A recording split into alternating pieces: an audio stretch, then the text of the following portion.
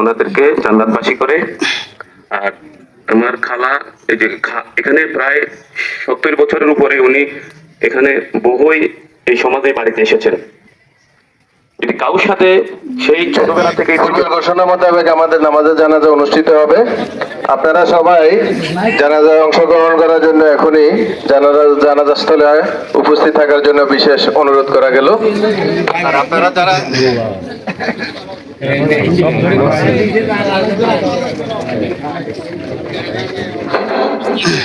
আপনারা যারা দেখার জন্য আগ্রহী আছেন, ভিড় করবেন না, সামনে সিরিয়ালে একজন একজন করে সামনে আগে যান, ভিড় করবেন না।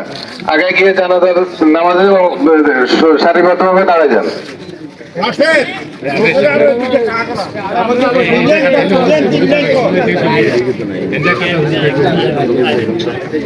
আস্তে আমরা আস্তে আস্তে যান, যাতে আমাদের এখানে কোনো অসুবিধা না হয়।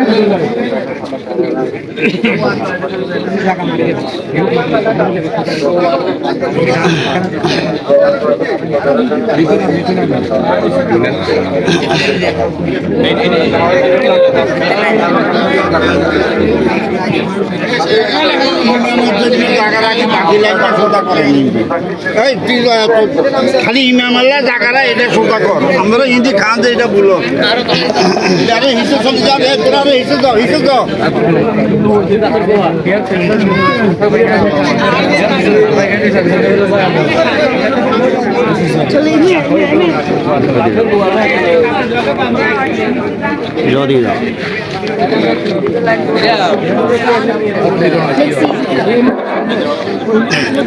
আসসালামু আলাইকুম। উপস্থিত মুসলিম গ্রাম, আপনারা যাদের জানাজা উপস্থিত হয়েছেন ওনারা দুইজনে স্বামী স্ত্রী, আপনারা অবশ্যই অবগত হয়েছেন।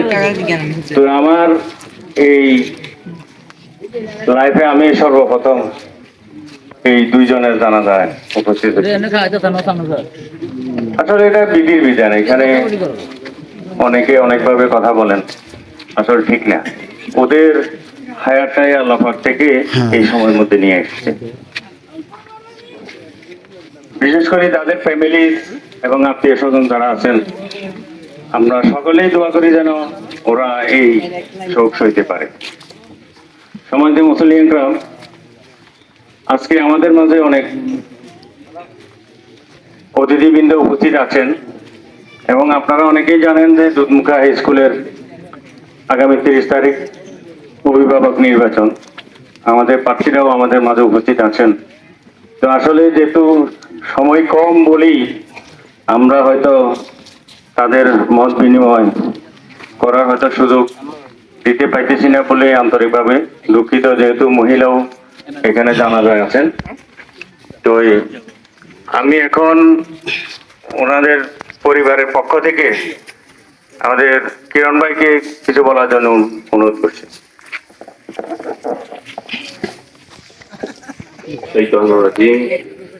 বিসমিল্লাহির রহমানির রহিম। সম্মানিত মুসলিয়ান ইকরাম, প্রাণপ্রিয় এনায়েত নগরবাসী, দূর দূরান্ত থেকে আগত মেহনতের জানাজায় অংশগ্রহণ যারা করেছেন, আমি ওনাদের পরিবারের পক্ষ থেকে সবার প্রতি কৃতজ্ঞতা জ্ঞাপন করছি। যদিও আমার বাড়ি এখানে না, আমার বাড়ি দুধমুখা বিজয়পুর, ওনারা হলো আমার খালা খালু, এবং ওনাদের দক্ষিণ পাশে আমার নানার বাড়ি। এনায়েতনগরের ভিতরে আমাদের ছোটবেলা থেকে আসা যাওয়া এবং আমার খালা খালুর সাথে আমাদের সাথে অত্যন্ত সুসম্পর্ক ছিলেন। আমার খালা গত 5 দিন আগে ব্রেন স্ট্রোক করেছেন। খালাতো ভাইরা ডাক্তারের কাছে ট্রিটমেন্টের জন্য নিয়ে গেছেন, ট্রিটমেন্ট অলরেডি চলতেছে। গতকালকে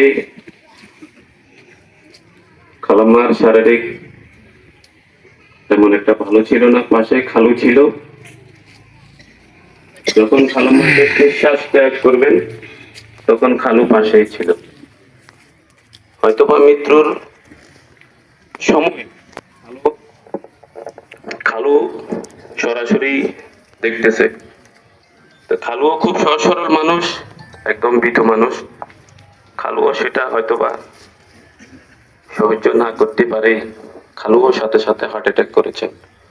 তা আমরা ওনারা সাথে সাথে ডাক্তারের কাছে নিয়ে যেতেছেন, কিন্তু আমার মনে হয় মিতারাট পৌঁছে নাই, তখনই সিএনজির ভিতরে উনিও শেষ নিঃশ্বাস ত্যাগ করেছেন। সবকিছুর বিধান মহান আল্লাহ পাক রব্বুল আলামিন এই রায় ওনাদের জন্য রেখেছেন। সম্মানিত মুসলিয়ান ইকরাম, এখানে ওনার দুইজনের ছেলে এবং মেয়ের আত্মীয় স্বজন অনেক আছেন এবং সমাজবাসী বাড়ির। আমি আপনাদের সাথে বিনয়ের সাথে অনুরোধ করব, আপনারা আপনাদের জন্য আল্লাহর রাস্তে ওনাদের দুইজনকে মাফ করে দিবেন। আল্লাহ পাক যেন ওনাদেরকে জান্নাতবাসী করে। আর আমার খালা এই যে এখানে প্রায় 70 বছরের উপরে উনি এখানে বহুই এই সমাজে বাড়িতে এসেছেন।